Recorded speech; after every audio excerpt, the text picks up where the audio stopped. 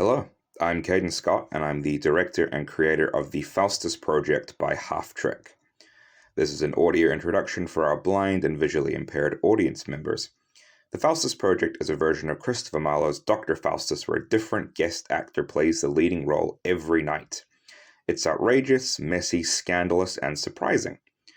As it's partially improvised, different things happen every night, and our guest is always a different person, usually an actor or comedian with a different show at Edinburgh Fringe. But I'll share with you the aspects of the show that are consistent and in our control. The stage is a bare triangle, very small, only about 2 meters by 3 meters. It is raised slightly, about 30 centimeters, with steps down to the concrete floor on the left and right. The back wall is curving towards the audience. If the guest is too tall, they might have to duck. Stashed in that 30-centimeter gap under the stage, behind very small black curtains, are grey plastic caddies filled with a wide variety of handheld props, such as water pistols or a jar of marmalade, that the cast will slide out from time to time and surprise the guests with. At floor level, there's 2 curtained entrances, one about a meter to the left and one about a meter to the right of the slightly raised stage.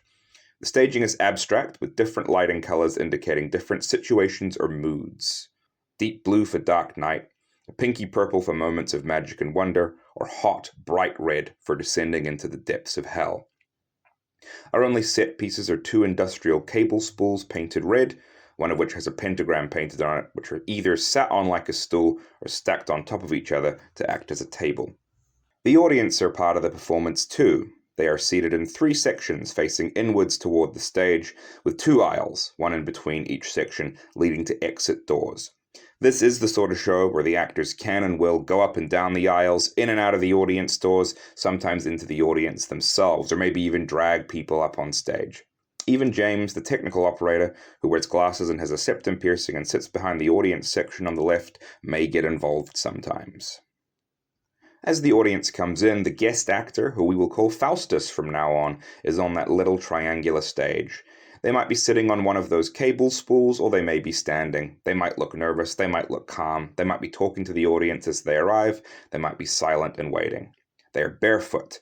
They hold a black leather book. They will have this book throughout the whole show and be reading from it.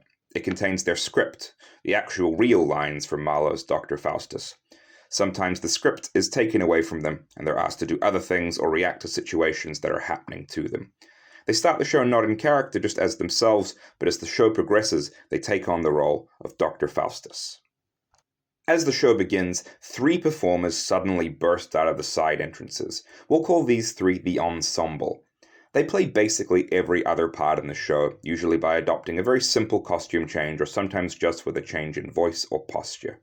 Sometimes they play themselves as actors, or sometimes they are simply playing one of the many devils that torment Faustus.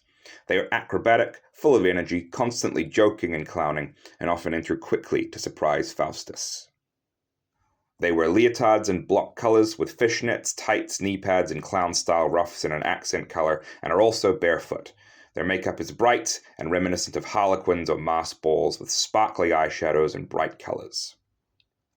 Courtney, blonde, and dressed in white with gold trim, plays the good angel, for which she puts on a yellow halo that clips into her hair and a white and gold sarong styled like wings. She also plays, later on, the Pope, which she wears a big white hat for, and Helen of Troy, for which she drapes herself sensually in the angel's wings. Alex, a brunette dressed in red with black trim, plays the evil angel, for which she puts on red knitted devil horns. She also plays, later on, a magician called Cornelius, a friar, and a nightclub-going student in sunglasses. Moira, a redhead dressed in gold with red trim, sometimes also wears a red hat and appears with a purple puppet wearing a similar red hat. This is when she is Wagner, Faustus's servant. She also plays later on a magician called Valdez, a cardinal, the demon Beelzebub in a mask, the Holy Roman Emperor in a big crown, and a nightclub-going student in sunglasses. The final member of the cast comes in about 20 minutes in, after Faustus has done several challenges and rituals. And it's me, Caden, who plays Mephistopheles. I wear black jeans, a white ruff, a black string vest, a black tailcoat with chains and adornments, and I'm also barefoot. As Mephistopheles, I'm usually very close to Faustus as I help them find their page in the script, sometimes physically moving them around, giving them instructions and directions, or sometimes giving directions to the rest of the ensemble. The staging is quick and simple. By the end of the show, lots of mess will have been sloshed everywhere, things thrown all about, and our poor guest dragged, metaphorically and sometimes literally, to hell and back. That brings us to the end of the Faustus Project audio introduction. We hope you enjoy.